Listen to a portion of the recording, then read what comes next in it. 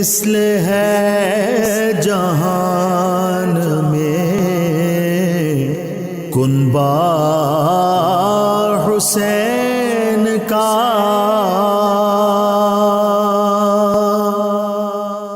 بسم اللہ الرحمن الرحیم۔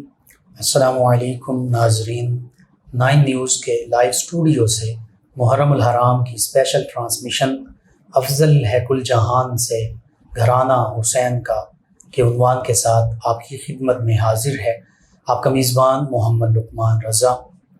آج 3 محرم الحرام سیدنا امام مسلم بن عقیل علیہ السلام اور آپ کے شہزادگان سیدنا محمد اور سیدنا ابراہیم علیہ السلام آپ کی شہادت کے تذکارے پاک ہوں گے، اور ہمارے ساتھ شریک گفتگو ہوں گے اسلامک اسکالر جناب علامہ محمد شفیق الرحمان صاحب۔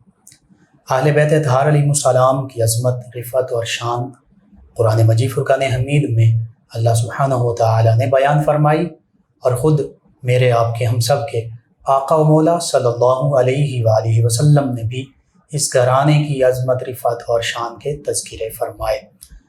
اس گھرانے سے محبت ہمارے ایمان کا جزو ہے، ایمان کا حصہ ہے، اور یہ حقیقت ہے کہ سیدنا امام حسین علیہ السلام کا گھرانہ یعنی نبی رحمت صلی اللہ علیہ وآلہ وسلم کا گھرانہ اس کائنات کا سب سے عظیم ترین گھرانہ ہے، سب سے پاکیزہ اور مقدس گھرانہ ہے، سب سے بڑھ کر عظمتوں، رفعتوں اور شانوں کا حامل گھرانہ ہے۔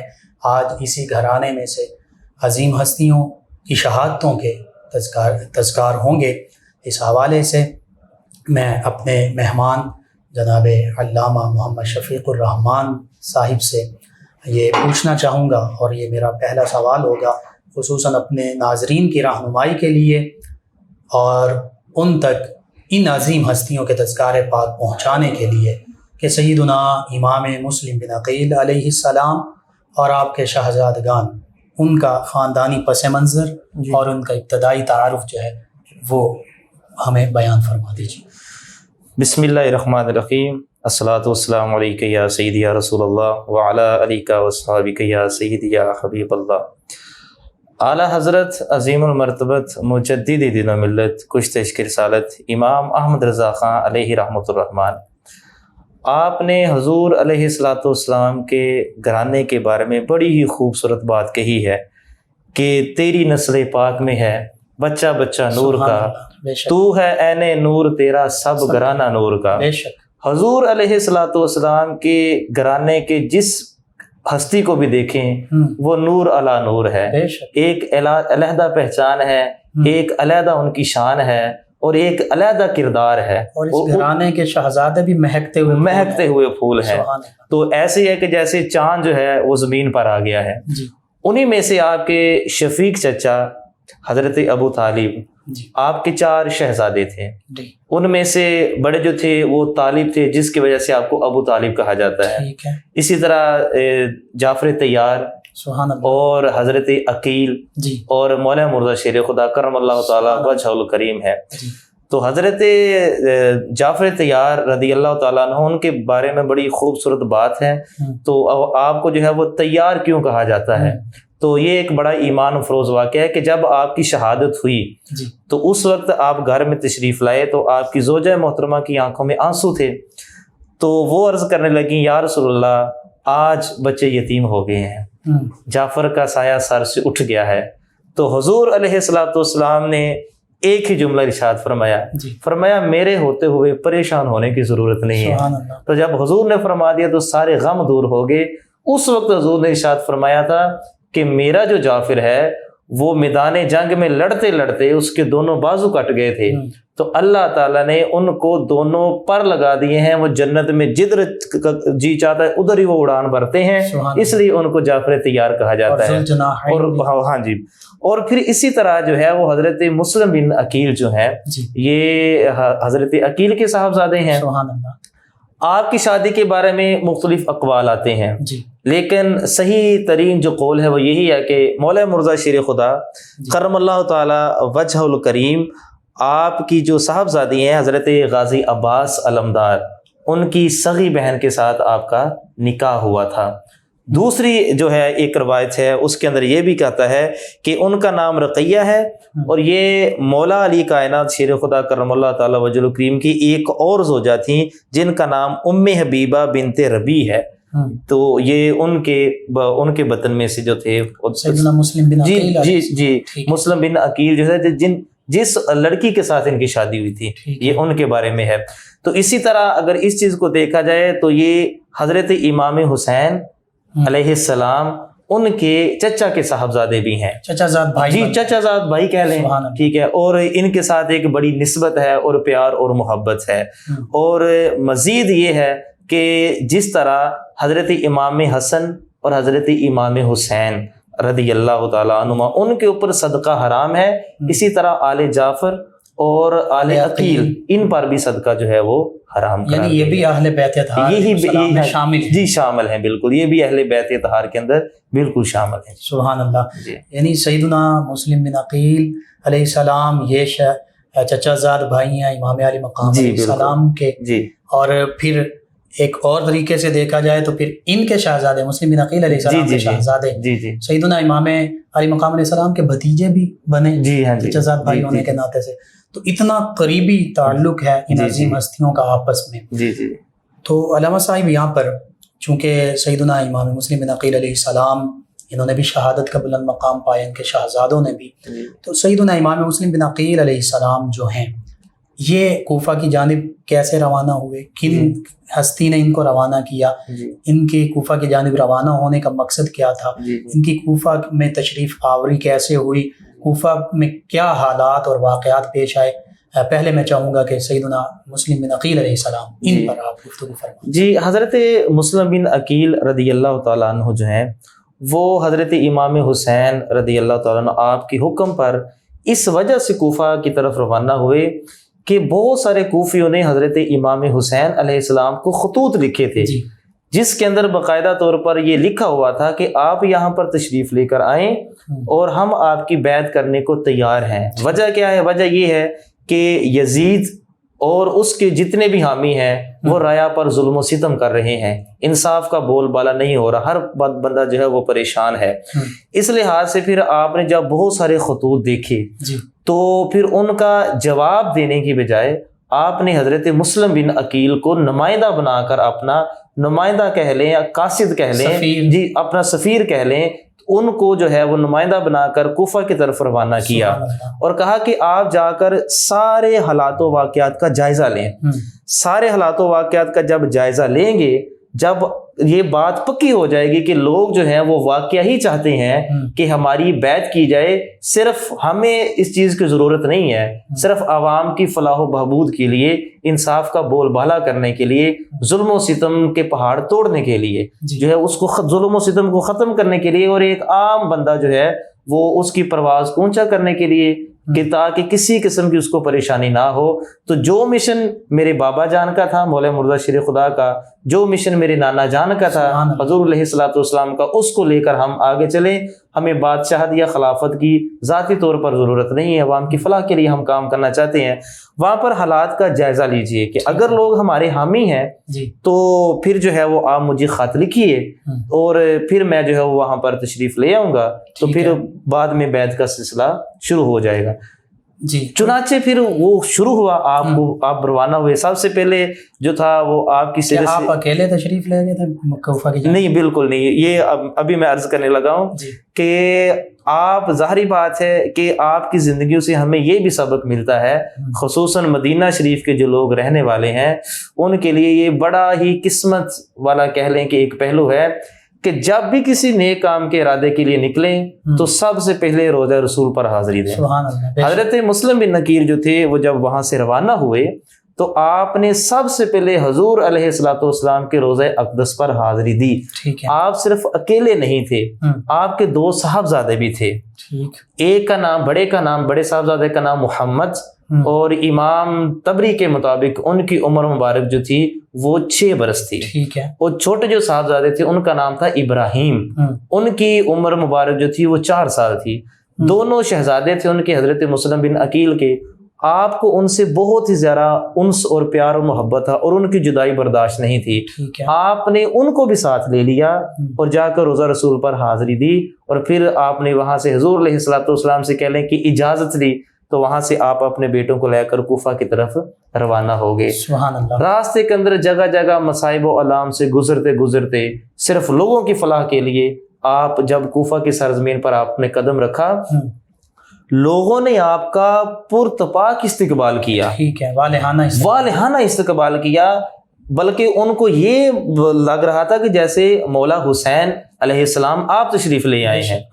تو جب آپ تشریف لائے تو لوگوں نے جب دیکھا کہ آپ مسلم بن عقیل ہیں، اس وقت بھی لوگوں کی خوشی دیدنی تھی، دیکھنے والی تھی. وہ تب بھی بہت خوش تھے کہ چلیں ہمارے خطوط کا جواب ہمیں مل گیا ہے. مختلف روایات کے مطابق تقریباً ایک روایت کے اندر لکھا ہے کہ 40,000، ایک کے اندر لکھا ہے 20,000، تو 15,000 کا بھی تذکرہ ہے. تو اگر ان سب کو مل ملا کر اگر ہم اوسط بھی نکال لیں تو ہزاروں کی تعداد میں لوگوں نے آپ کے ہاتھ پر بیعت کی. ٹھیک ہے. آپ کے ہاتھ پر بیعت کرنے کے بعد لوگوں نے یہ وعدہ کیا کہ ہم جو ہے وہ آپ کی بیعت کبھی نہیں توڑیں گے. ادھر پھر چلتے چلاتے ابن زیاد کو پتہ چلا، یزید کو پتہ چلا، انہوں نے پھر جو ہے وہ بھیجا اور پھر آپ کو جو ہے وہ مختلف طریقوں سے جن لوگوں نے آپ کو پناہ دی تھی انہوں نے لوگوں کے ساتھ ظلم و ستم کے پہاڑ ڈھائے گئے. ٹھیک ہے. اور پھر جو ہے وہ آپ کو جو ہے وہ بالآخر شہید کر دیا. یعنی آپ سیدنا امام حسین علیہ السلام کے نمائندے اور سفیر بن کے کوفہ تشریف لے گئے. بالکل جی.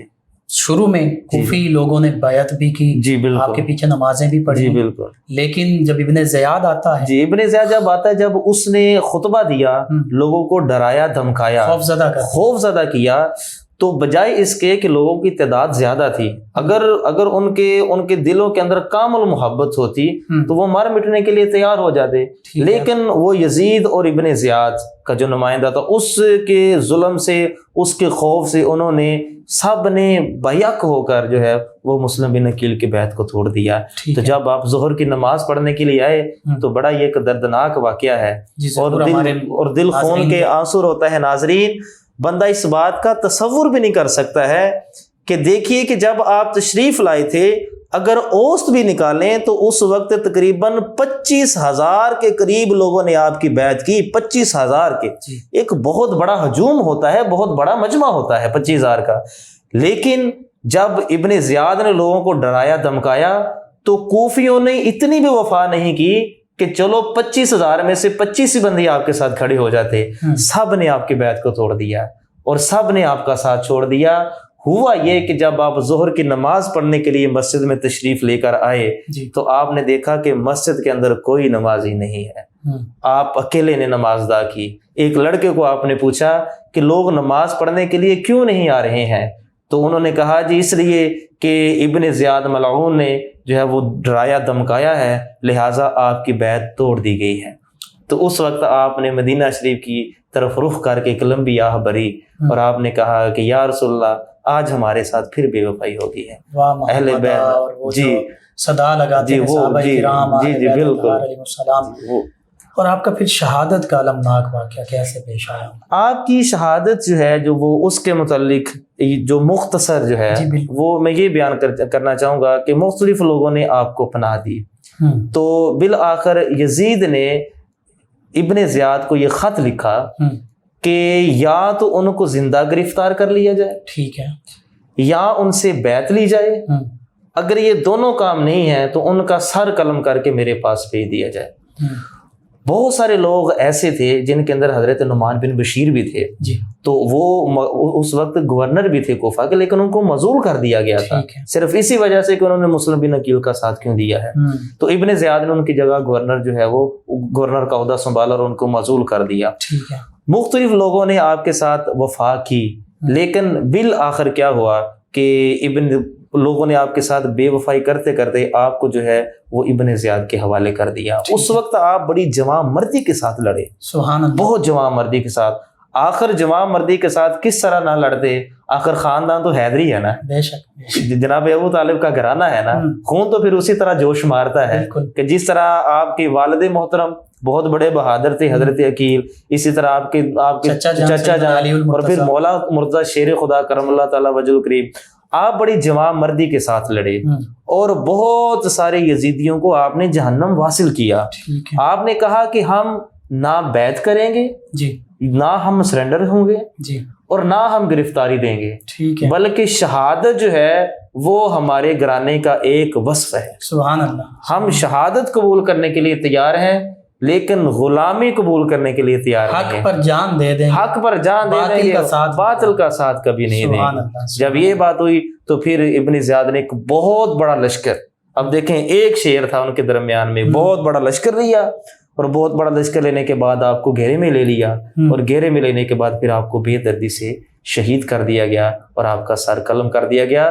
اس سے قبل حضرت مسلم بن عقیل جو ہے وہ حضرت امام حسین کو خط لکھ چکے تھے. ٹھیک ہے، کیونکہ جب آپ نے دیکھا کہ 20-25 ہزار بندے نے میری بیعت کر لی ہے تو اس وقت انہوں نے خط لکھ دیا کہ یہاں کے حالات بہتر ہیں، لوگ بیعت کر رہے ہیں، لوگ آپ کے مانی ہیں، آپ یہاں پر تشریف لے آئیں. لیکن آپ کی شہادت کو کسی کی خبر نہیں تھی اور نہ پیچھے کسی کو خبر تھی اور نہ ہی ان بے وفاؤں کوفیوں نے حضرت امام حسین میں سے کسی نے خط تک نہ لکھا کہ چلے ان کی شہادت کا ہی آپ کو بتا دیں. صحیح، وہاں بھی کسی کو علم نہیں تھا.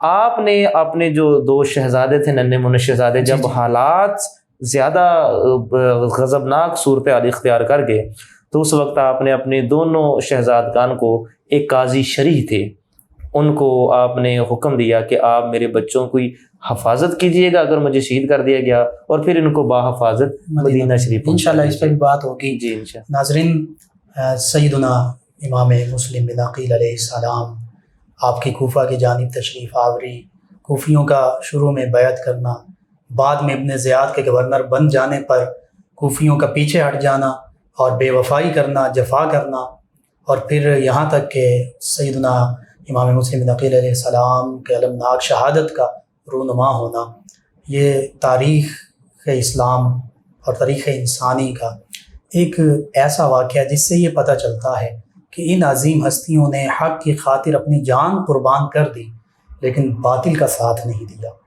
ناظرین، ایک وقفے کی جانب بڑھتے ہیں، وقفے کے بعد دوبارہ آپ سے ملاقات ہوتی ہے. بے مثل ہے جہان میں کنبہ حسین کا،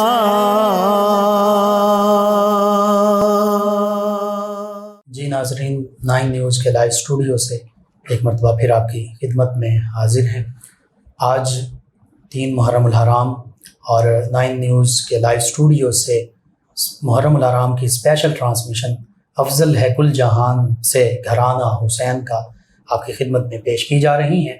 سیدنا امام مسلم بن عقیل علیہ السلام آپ کی شہادت کے تذکرے ہوئے اور آپ کے 2 شہزادگان سیدنا محمد اور سیدنا ابراہیم علیہ السلام، ننھے شہزادے جیسے کہ تذکرہ ہوا 4 سال اور 6 سال کی عمریں، اور زیادہ سے زیادہ جو روایات میں آتی ہیں 6 سال 7 سال یا 7 سال اور 8 سال کی عمر. اور یہ کم سن ننھے شہزادے ہیں، یہ وہ عمر ہے ظاہری طور پر کہ بچوں کے کھیلنے کے دن ہوا کرتے ہیں. اور پھر اہل بیت اطہار علیہ السلام کا یہ عظیم گھرانہ، یہ مہکتے دمکتے چمکتے ہوئے ننھے پھول، لیکن دیکھیے کہ حق کی خاطر کیسے اپنا گھر بار چھوڑنا پڑا، مدینہ طیبہ سے جدائی برداشت کی، پیارے آقا مولا صلی اللہ علیہ وآلہ وسلم کے روضہ اطہر اور مقدس شہر مدینہ کو چھوڑا، صرف اور صرف حق کی خاطر، صرف اور صرف امت مسلمہ کی خاطر، اور پھر شہادت کا عظیم اور بلند رتبہ پایا. اس حوالے سے میں بس یہ کہنا چاہوں گا کہ سیدنا امام مسلم بن عقیل علیہ السلام آپ کے دونوں شہزادے، ان کے نام نامی اس میں گرامی پر غور کیجیے. ایک شہزادے ہیں محمد، ایک شہزادے ہیں ابراہیم. کن کی نسبت ہے؟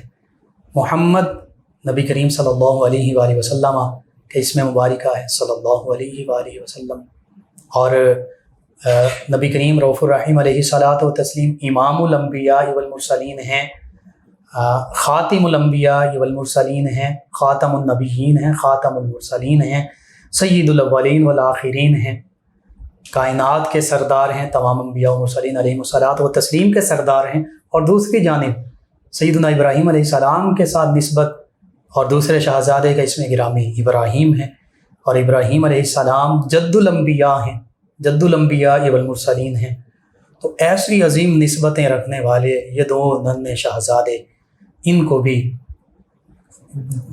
بے وفا کوفیوں نے اور ابن زیاد کے لوگوں نے شہید کر دیا.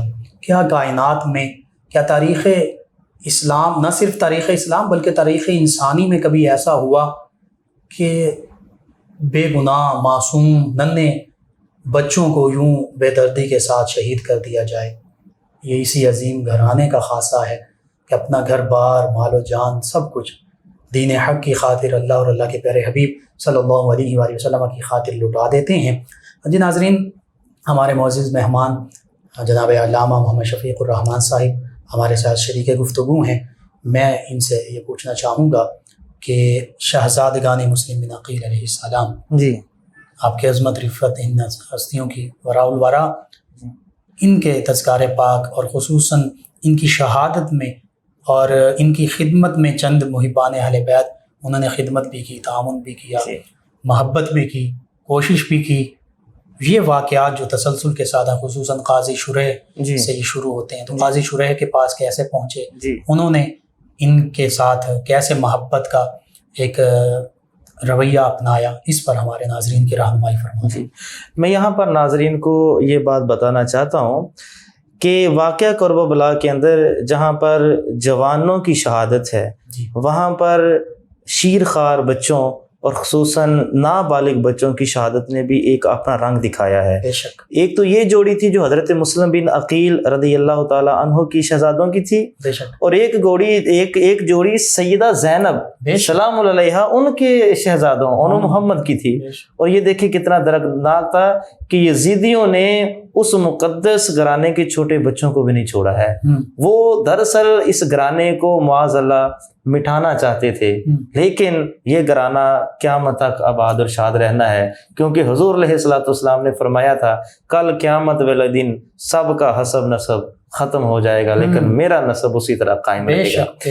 حضرت مسلم بن عقیل رضی اللہ تعالی عنہ، ناظرین، جب ان کو اس بات کا علم ہوا کہ اب مجھے شہید کر دیا جائے گا، تو اپنے بچوں کی حفاظت کے لیے انہوں نے قاضی شریح کے پاس ان کو بھیج دیا. قاضی شریح جو تھے وہ محب اہل بیت تھے اور مولا مرزا شیر خدا کرم اللہ تعالی وجہ الکریم کے خاندان سے بڑا پیار کرنے والے تھے. ان کے گھر بھیج دیا اور ان کو کہا کہ آپ کی صرف اتنی ڈیوٹی ہے کہ کہیں یہ لوگ آپ کی جان کے بھی دشمن نہ بن جائیں، آپ میرے ان بچوں کو باحفاظت مدینہ شریف تک پہنچا دیجیے گا. ناظرین، ادھر ابن زیاد ملعون نے اعلان کروا دیا کہ مسلم بن عقیل کے صاحبزادے جس کے گھر میں بھی ہیں اس کو بھی گرفتار کر لاؤ یا اس کا سر قلم کر کے لے آؤ، تو ان کو بھی میرے پاس لے آؤ. جب ان کو قاضی شریح کو اس بات کا علم ہوا تو وہ بڑے حیران ہوئے. انہوں نے بچوں کو بلایا، ان کو پیار کیا، اور چاند سے ٹکڑوں کو جب انہوں نے دیکھا تو آنکھوں سے آنسو رواں ہو گئے کہ اب میں بچوں کو کس طرح سے بتاؤں کہ آپ کے والد کو بے دردی سے شہید کر دیا گیا ہے، اب آپ یہاں پر اکیلے ہیں. بچے تو آخر بچے ہوتے ہیں. بالآخر انہوں نے پھر اپنے بیٹے کی ڈیوٹی لگائی اور ان کے بیٹے کا نام تھا اسد. اسد کو بلایا اور انہوں نے 50 سرخ دینار ان کے لباس کے ساتھ سلائی کر دی ہے، اور ان کو کہا کہ آپ اس طرح کیجیے گا کہ ان کو ایک مقام پر لے جائیے، وہاں مدینہ شریف کی طرف قافلے آتے جاتے ہیں، تو وہاں پر آپ ان کو چھوڑ آئیے گا، قافلے والے دیکھیں گے تو ان کو ساتھ لے جائیں گے اور پھر یہ وہاں مدینہ شریف میں واپس اپنے خاندان سے جا ملیں گے. ٹھیک ہے. اسد جو تھے وہ ان کو چھوڑ آئے، لیکن قافلہ جو تھا وہ ان کی علم میں نہیں تھا کہ قافلہ چلا گیا ہے. وہاں پر بچے بے یار و مددگار اور صحرا کے اندر بھٹکتے رہے. اس وقت ابن زیاد کے جو فوجی گشت پر تھے انہوں نے ان بچوں کو دیکھ لیا، اور ان بچوں کو جب انہوں نے دیکھا تو بچوں کو پکڑ لیا، تو ان کو پتہ چل گیا کہ یہ بچے کون ہے، اور پھر اس کے بعد وہ پکڑ کر لے کے آئی ابن زیاد کے پاس. ابن زیاد نے پھر حکم دیا کہ ان کو جیل کے اندر ڈال دیا جائے، اسیر کر دیا. جی، اسیر کر دیا جائے، ان کو قیدی بنا دیا. جیل میں ان بچوں کے ساتھ کیا بات؟ ہاں جی، جیل کے اندر نا جی ایک شخصیت تھی جو دروغہ جیل ہے، ان کا نام تھا مشکور. ٹھیک دروغہ جیل کا نام، ان کا نام مشکور تھا اور وہ محب اہل بیت تھا. ٹھیک ہے. مشکور کو نے جب دیکھا کہ یہ ننھی ننھی کلیاں جو ہیں وہ حضور علیہ الصلوۃ والسلام کے گھرانے کی ہیں، یہ چاند سے ٹکڑے ہیں، تو اس نے پھر اپنی جان کی بازی لگا کر، اپنی جان کی پرواہ کیے بغیر جی بچوں کو جو ہے وہ وہاں سے فرار کروا دیا اور کہا کہ آپ جو ہے وہ قادسیہ کی طرف روانہ ہو جائیں. یعنی بچوں کے وہاں سے نکلنے میں مدد کی ان کی مدد کی اس وجہ سے کہ تاکہ یہ بچے جو ہے وہ موت سے بچ جائیں، ایسا نہ ہو کہ ابن زیاد ان کے باپ کی طرح ان کو بھی بے دردی سے شہید کر دے. تو انہوں نے بچوں کی بڑی مدد کی اور پھر ان سے دعائیں بھی لیں اور ان سے یہ اقرار بھی کروایا کہ میں آپ کے گھرانے کا خادم ہوں، میں صرف اتنا کر سکتا تھا، یہ میں نے آپ کے لیے کیا ہے تاکہ کل قیامت والے دن میرے لیے شفاعت کا ذریعہ بن جائے. تو وہاں سے جب شہزادے نکلتے ہیں تو نکلتے پھر شہزادے جو تھے وہ چونکہ بچے تھے ان کو راستوں کا پتہ نہیں تھا، اور وہ دور ایسا تھا کہ ماہر راستہ بتانے والا جب تک ساتھ نہیں ہوتا تھا تو کوئی اپنی منزل تک پہنچ نہیں سکتا تھا. تو بچے تھے، ان کو کسی چیز کا علم نہیں تھا کہ یہ راستہ کدھر کو جاتا ہے. بچے پھر گم ہو گئے اور بالآخر انہوں نے ایک درخت کے اندر پناہ لی. درخت جو تھا وہ اندر سے خالی تھا، کھوکھلا تھا. ہاں جی، ان کے اندر بچے ڈرے سہمے ہوئے وہاں پر چھپ گئے. تو ایک حبشی نسل کنیز وہاں پر آئی پانی بھرنے کے لیے. ٹھیک ہے. تو جب اس نے اپنا مشکیزہ یا ڈول پانی کے اندر ڈالا تو اس نے بچوں کا عکس دیکھا. ٹھیک ہے. کنویں کے پانی میں، ہاں کنویں کے پانی میں یا تالاب جو بھی تھا وہاں پر پانی کے اندر بچوں کا عکس جب دیکھا تو اس نے پھر اوپر دیکھا تو وہ چاند سے 2 ٹکڑے سہمے ہوئے ڈرے ہوئے تھے. تو پھر اس نے ان کو پیار کیا اور ان سے پوچھا کہ آپ کون ہو؟ تو انہوں نے کہا کہ ہم مسلم بن عقیل کے صاحبزادے ہیں، تو ہمارے ساتھ یہ معاملہ پیش آیا ہے. وہ پھر ان کو اپنی ملکہ کے پاس لے گئی. وہ کنیز تھی، اپنی ملکہ کے پاس لے گئی. جی مالکہ جو تھی ان کے پاس لے گئی. اب مالکہ کا جو شوہر تھا حارث، وہ یزید کا بہت بڑا حامی تھا اور لالچی بھی تھا. ٹھیک ہے. وہ لالچ کی خاطر کوئی بھی کام کرنے کے لیے تیار ہو جاتا تھا. تو وہ جو مالکہ تھی، اس کنیز کی حارث کی جو بیوی تھی، اس نے بچوں کو اپنے گھر میں پناہ دی، ان کو کھانا کھلایا اور اچھے کپڑے پہنائے. تو بچوں کے چہرے پر تھوڑی سی مسکراہٹ آئی تو پھر ان کو ایک علیحدہ کمرے کے اندر بند کر دیا تاکہ یہاں سے جو ہے وہ باہر نہ نکلیں، کسی کو ان کا پتہ نہ چلے. صحیح. جی ٹھیک ہے.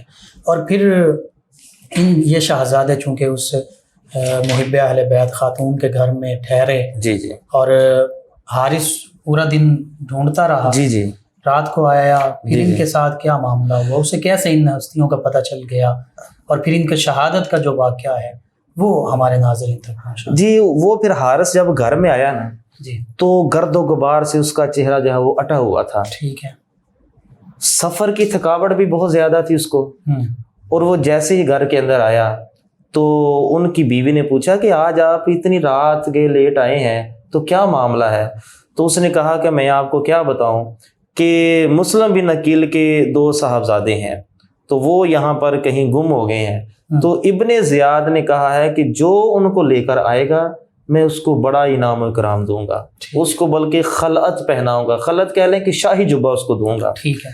تو میں ان کو ڈھونڈتا رہا ہوں اور اسی سفر کے دوران میرا گھوڑا بھی مر گیا ہے، یعنی اتنا اس نے سفر کیا. ٹھیک ہے. تو کاش کہ وہ مجھے مل جائیں تو میں انعام حاصل کر سکوں، چونکہ لالچی تھا تاکہ میں انعام حاصل کر سکوں. تو وہ جو تھی وہ نیک خاتون تھی اور ان کے دل میں بچوں کے لیے بڑا درد تھا، اہل بیت کی محبت تھی. بے شک. تو اس لیے جو ہے وہ اللہ تعالیٰ کی ذات جو ہے وہ بڑی بے نیاز ہے. وہ پاک سے پلید کو پیدا فرما دیتی ہے اور پاک سے پلید کو پیدا فرما اور پلید سے پاک کو پیدا فرما، اچھے سے برے کو اچھے سے آسان لفظوں میں آپ یہ کہہ سکتے ہیں. تو چونکہ اب وہ ملعون تھا وہ جو حارث تھا، لیکن اس کی بیوی دیکھے کتنی نیک بخت تھی. تو اس نے بچوں کو سلا دیا. رات ہوئی تو پھر بچے سہمے اٹھے اور آپس میں اپنے ابا جان کی باتوں کی گفتگو کرنے لگے. رات کو جب حارث اٹھا اس نے کھانا کھا کے سو گیا. جب رات کو اٹھا تو کمرے کے اندر روشنی دیکھی اور بچوں کی آوازیں سنی. اس نے کہا یہ کون ہے؟ تو اس نے کہا جی، اس نے بات کے اوپر پردہ ڈالنے کی کوشش کی خاتون نے، لیکن وہ جیسے اس نے دروازہ کھولا تو دیکھا تو دونوں شہزادے ایک دوسرے کے ساتھ لپٹ کر رو رہے تھے اور آنسو بہا رہے تھے اور اپنے بابا جان کو یاد کر رہے تھے. تو لیکن اس کو اتنا وہ بدبخت انسان تھا، اس کو ترس نہیں آیا بچوں پر، اس نے بچوں کو لیا۔ جی لینے کے بعد اب اس کے دماغ کے اندر مختلف سوالات جنم لے رہے تھے ٹھیک ہے کہ کیا ان کو میں زندہ وہاں پیش کر دوں یا ان کے ساتھ کچھ معاملہ کروں۔ تو آگے پھر ان کی شہادت کا بڑا ایک دردناک واقعہ ہے۔ اس موقع پر ایک روایت یوں بھی منقول ہے جی جی کہ وہ دونوں شہزادے سوئے ہوئے تھے، جی جی تو خواب میں دیکھا نبی رحمت صلی اللہ علیہ وآلہ وسلم ہیں، جی جی سیدنا علی المرتضیٰ جی کرم اللہ وجہ الکریم، سیدہ فاطمہ الزہرا سلام جی جی اللہ علیہا، حتیٰ کہ ان کے والد گرامی جی سیدنا امام مسلم بن عقیل علیہ السلام۔ جی جی تو نبی رحمت صلی اللہ علیہ وآلہ وسلم ان کے والد گرامی سے پوچھتے ہیں جی کہ اے مسلم بن عقیل، آپ تو آ گئے، جی تو اپنے شہزادوں کو ان ظالموں کے پاس چھوڑ آئے۔ جی جی تو سیدنا مسلم بن عقیل علیہ السلام عرض کرنے لگے یا رسول اللہ صلی اللہ علیہ وسلم، بس وہ بھی حاضر ہونے والے۔ ہاں نہ ہونے والے ہیں، یعنی شہادت کی خبر تو پہلے ہی تھی نا، اس وجہ سے وہ جی، بچے جو ہیں وہ رونے وہ رونا شروع ہو گئے، چونکہ والد کو جب خواب میں دیکھا جی، تو وہ رونا شروع ہو گئے۔ تو یہ پھر شہادت کا المناک واقعہ کیسے حارث جو تھا اس نے ان بچوں کو پکڑا، ٹھیک ہے، عورت نے بڑی آوزاری کی کہ روکنے کی کوشش کی کچھ تو خیال کرو کہ یہ معصوم بچے ہیں، ان کو کہاں لے کے جا رہے ہو اور ان کو رہنے دو، ہم ان کو جو ہے وہ بھیج دیتے ہیں مدینہ شریف میں تاکہ کل قیامت والے دن ہم سرخرو ہو سکیں۔ بے شک، لیکن اس کے دماغ کے اندر وہ لالچ جو تھا نا وہ دوڑ رہا تھا، یعنی اگر آج ہم ان کی خدمت کریں گے، محبت کریں گے تو شفاعت کے مستحق ہوں گے، لیکن اگر اس کے برعکس معاملہ ہوگا تو پھر ہمارا ٹھکانہ جہنم ہوگا اور جہنم میں جلتے رہیں گے۔ ٹھیک ہے، لیکن اس کے اوپر چونکہ بدبختی کی مہر لگ چکی تھی اور انعام کی لالچ میں وہ بہت زیادہ اوپر کو چلا گیا تھا اور اس کے دماغ میں طرح طرح کے خیالات آ رہے، پردے عقل پر پردے پڑ گئے تھے، عقل زائل ہو گئی تھی اور ہرس نے اور لالچ نے اس کو مفروض کر دیا تھا۔ بے شک، ہوا کیا پھر کہ اس نے اپنی عورت پر بھی ظلم کیا، اپنی بیوی پر، اور بچوں کو وہاں سے لے گیا۔ ٹھیک ہے، اب اس کے دماغ کے اندر مختلف واقعات آ رہے تھے۔ جی، اس نے پھر سوچا کہ اگر میں ان کو لے جاؤں گا وہاں ابن زیاد تک تو ہو سکتا ہے کہ راستے میں کوئی میرے اوپر حملہ کر دے، مجھ سے بچے چھین لے، میں تو انعام سے رہ جاؤں گا۔ ٹھیک ہے، تو اس بدبخت نے پھر کیا کیا، مختصر اتنا ہی بیان کرنا چاہوں گا، دردناک شہادت ہے، بیان کرتے ہوئے بھی کلیجہ باہر کو آتا ہے کہ اس بدبخت نے ان دونوں شہزادوں کے ننھے ننھے خوبصورت اور چاندی جیسی گردنیں جو تھیں وہاں پر اس نے تیر چلائے اور تلوار سے ان کے سروں کو اتار دیا۔ سروں کو قلم کرنے کے بعد اس نے ان کو لیا اور ایک بوری کے اندر ڈالا اور بڑی خوشی سے ابن زیاد کے دربار میں پہنچا۔ جی، تو وہاں پہنچنے کے بعد اس نے کہا کہ کدھر ہیں وہ شہزادے؟ جی، تو وہ کہنے لگا جی میں ان کے سر قلم کر کے لے آیا ہوں۔ تو ابن زیاد بڑا غضبناک ہوا، وہ کہنے لگا کہ میں نے تجھے کہا تھا کہ ان کو زندہ پکڑنا ہے، جی، زندہ ان کو پکڑنا ہے، اور تو جو ہے وہ ان کے سر قلم کر کے لے آیا ہے۔ جی، حالانکہ یہاں سے ابن زیاد کی نرمی محسوس نہیں ہوتی ہے، یہ بھی ایک سیاسی چال، یہ ایک سیاسی چال تھی، اور سیاسی چال کے علاوہ ہو سکتا ہے کہ معاذ اللہ تاریخ دان بلکہ لکھتے بھی ہیں کہ چونکہ وہ بچے بھی نابالغ تھے، اتنے سمجھدار نہیں تھے، تو ابن زیاد ان کی پرورش کرتا اور ان کو معاذ اللہ اہل بیت طہار کے ان معصوم کلیوں کو اپنے غلامی کے اندر لے لیتا، ٹھیک ہے، اور جو تھا وہ اپنوں کے خلاف لشکر کے لیے کھڑا کر لیتا۔ نہ جانے اس کے ذہن میں کیسے منصوبے چل رہے تھے، لیکن وہ اس پر راضی نہ ہوا۔ تو یہاں پر پھر حارث کا انجام جو ہے وہ بڑا ہی جو ہے وہ عبرتناک ہے۔ تو وہ تاریخ دانوں نے وہ جناجی لکھا ہے۔ سب سے پہلے یہاں پر سنیے کہ شہزادوں کی ایک بڑی خوبصورت وہاں پر کرامت جو ہے وہ وقوع پذیر ہوئی ہے۔ روضۃ الشہداء کے اندر نا اس کو بڑا خوبصورت بیان کیا گیا ہے، میں ناظرین کو وہ ذرا بتانا چاہتا ہوں۔ اور یہ جو کرامتیں ہوتی ہیں نا ناظرین، یہ اللہ کے پیاروں کی ہوتی ہیں، اللہ کے ولیوں کی ہوتی ہیں۔ کرامتوں کا ظہور انہی سے ہوتا ہے۔ جب مقاتل نے حضرت مسلم رضی اللہ تعالیٰ عنہ کے بیٹوں کے سروں کو فرات کے سپرد کیا تو نہر کی تہ میں اپنے اپنے سروں کے منتظر جسم پانی کی سطح پر ابھر آئے، سبحان اللہ، وہ وہاں پر ابھر آئے اور سر مبارک اپنے اپنے جسم سے دوبارہ جڑ گیا، سبحان اللہ، چونکہ جسم تن سے جدا کر دیا تھا اور ان کے لاشیں کو معاذلہ جو ہے وہ نہر کے اندر ڈال دیا گیا تھا۔ سر بھی علیحدہ تیر رہے تھے، ان کا جسد بھی علیحدہ تیر رہا تھا۔ اب دیکھیں کرامت وہاں پر کیا ہوئی کہ جس کا جسد اقدس تھا سبحان اللہ، اسی کا سر اس کے ساتھ جڑا، یعنی جو محمد تھے ان کا سر ان کے ساتھ جسم کے ساتھ، اور جو ابراہیم تھے ان کا سر ان کے ساتھ، اور پھر دونوں بھائیوں نے پھر وہاں پر جو ہے ایک دوسرے کو اپنے سینے سے لگایا. اور اس میں کوئی شک بھی نہیں. آج ہم دیکھتے ہیں آج موجود ہیں لائیو وہ چیزیں کہ جو شہید ہوتے ہیں تو بعد شہادت بھی ان کی قبریں کھودی جاتی ہیں تو تر و تازہ ان کے چہرے ہوتے ہیں. ایک شہید بچے نے تو اپنے والد کا بازو پکڑ. جی بالکل ایسے ہی ہے، اور یہ اللہ کے ولیوں کی جو ہے وہ کامل نشانیاں ہیں. تو وہاں پر پھر جب کچھ لوگوں نے دیکھا تو انہوں نے پھر ان بچوں کو وہاں سے نکالا، اور نکالنے کے بعد پھر ان کو وہاں پر دفن کر دیا. آج بھی لوگ جو ہیں وہ زائرین ان کی زیارت کے لیے وہاں پر جاتے ہیں.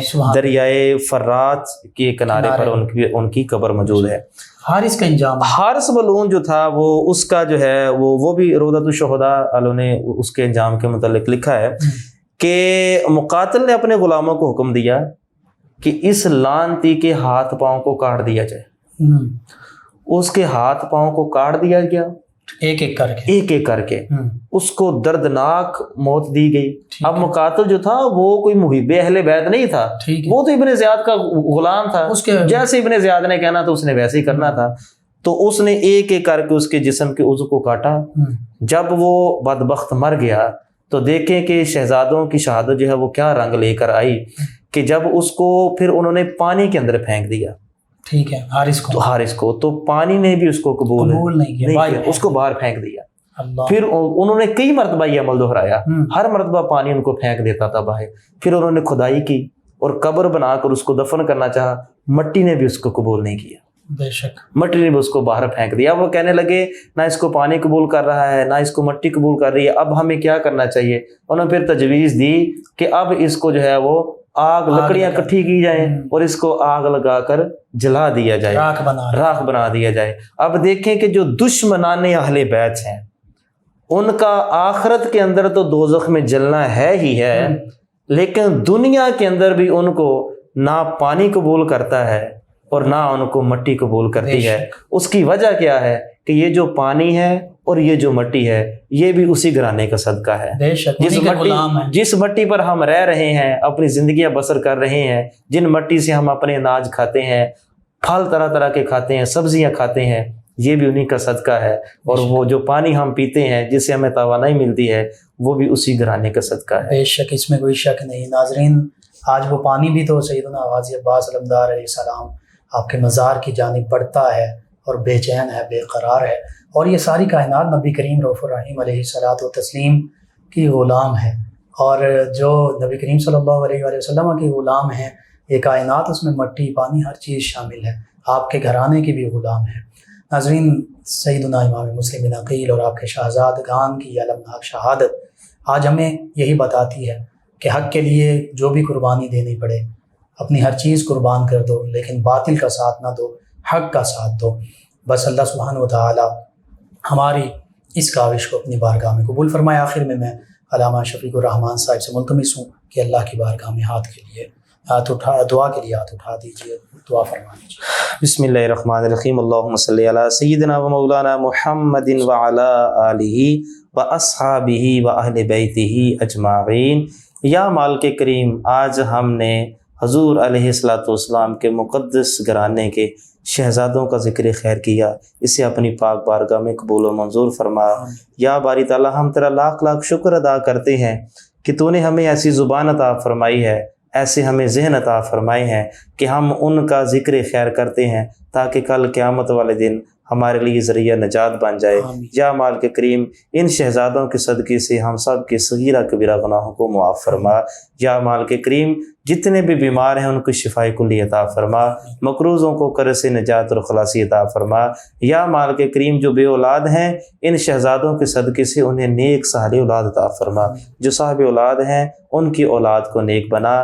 یا مالک کریم، ہماری زبانوں کو اسی طرح اہل بیت طہار کی محبت میں اور ان کے حق میں بولتے رہنے کی توفیق عطا فرما. یا مالک کریم، ہم سب کا خاتمہ بالایمان فرما، اس ملک پاکستان کی خیر فرما، اندرونی بیرونی خدشات سے محفوظ فرما. یہاں پر اہل بیت طہار اور صحابہ کرام کی محبت کو فروغ دینے والوں کا چرچا فرما. صلی اللہ تعالی علی خیر خلق محمد. جی ناظرین، آج 3 محرم الحرام 9 نیوز کے لائیو اسٹوڈیو سے محرم الحرام کی اسپیشل ٹرانسمیشن افضل ہے کل جہان سے گھرانہ حسین کا اختتام پذیر ہوتی ہیں۔ دوبارہ کل آپ کی خدمت میں حاضر ہوں گے۔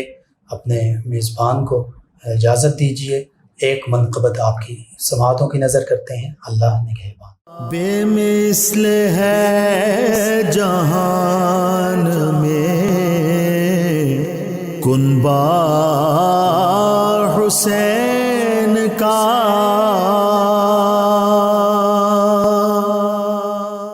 غموں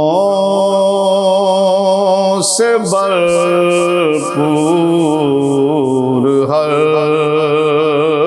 قدم پہ امام مسلم کی داستان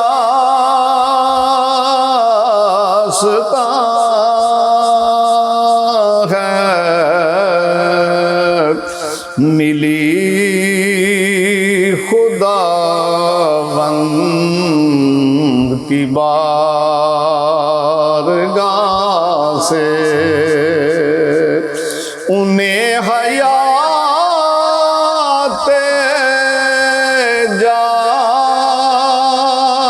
جاویداں ہے، غموں سے بھرپور ہر قدم پہ امیر بھی ہے فقیر بھی ہے، وہ راہ حق کے اسیر بھی ہے، وہ راہ حق کے اسیر بھی ہے، ہیں جس کے پہلے شہید مسلم، وہ ابن حیدر کا کارواں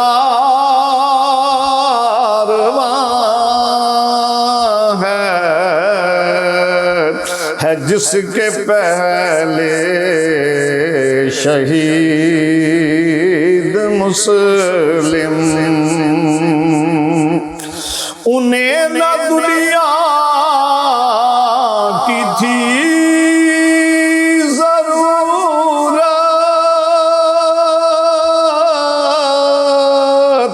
قبول مقتل میں کی شہادت، یہ آل احمد کا کارواں ہے، جو اب بھی دیکھو رواں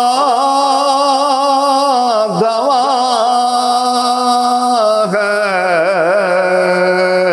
یہ آل احمد کا کارواں ہے، ظلم ہوا ہے بیان سے باہر، خباثت ان کی ہوئی تھی ظاہر،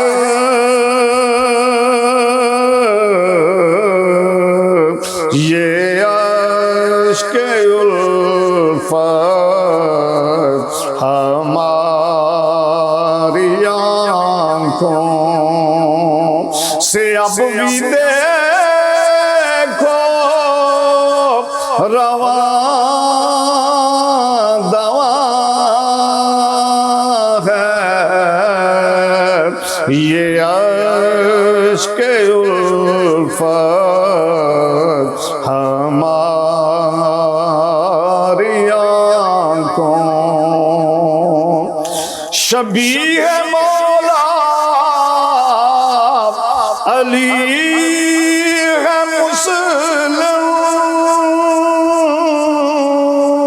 سفیر آل نبی ہے مسلم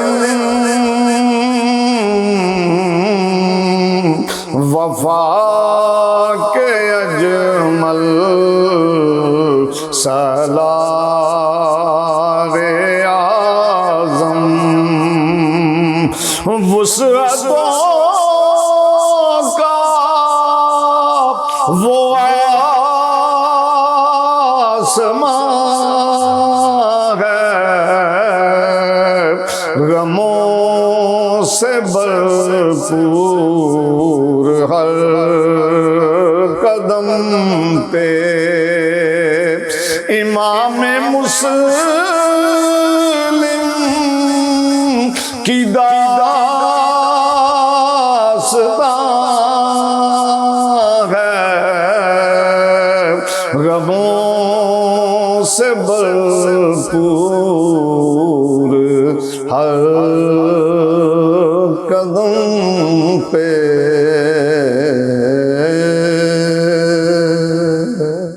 بے مثل ہے جہان میں